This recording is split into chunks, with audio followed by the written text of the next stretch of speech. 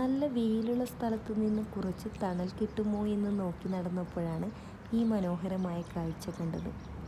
നാട്ടിലുള്ളതുപോലെ കണ്ണിന് കുളിർമയേകുന്ന മനോഹരമായ കാഴ്ച.